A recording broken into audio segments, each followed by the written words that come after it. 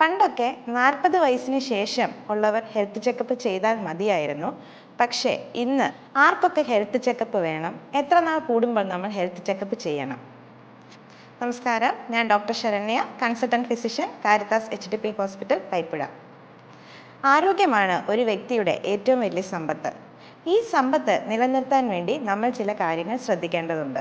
രോഗം ഇല്ലെന്ന് ഉറപ്പുവരുത്തുകയും വരാനുള്ള രോഗത്തെ മുൻകൂട്ടി കണ്ട് തടയുകയും ചെയ്യുന്നത് വളരെ ആവശ്യമാണ്.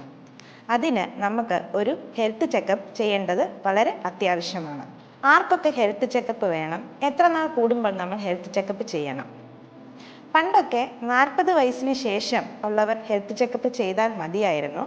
പക്ഷേ ഇന്ന് നമ്മൾ കാണുന്ന ജീവിതശൈലി രോഗങ്ങളായ ഡയബറ്റീസ്, ബ്ലഡ് പ്രഷർ, കൊളസ്ട്രോൾ, ഹൃദയാഘാതം തുടങ്ങിയ അസുഖങ്ങൾ ചെറുപ്പക്കാരിലും കണ്ടുവരുന്നുണ്ട്.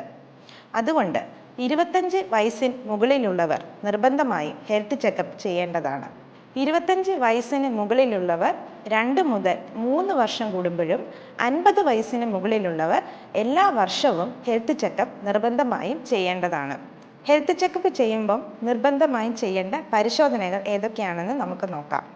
കംപ്ലീറ്റ് ബ്ലഡ് റുട്ടീൻ കൗണ്ട്, ഭക്ഷണത്തിന് മുൻപും ശേഷവുമുള്ള ഷുഗറിൻ്റെ level, lipid profile, HbA1c, kidney function test, liver function test, sodium, potassium, കാൽസ്യത്തിൻ്റെ ലെവലുകൾ, പിന്നെ തൈറോയ്ഡ് ഫംഗ്ഷൻ ടെസ്റ്റ് നിർബന്ധമായും ഉൾപ്പെടുത്തേണ്ടതാണ്.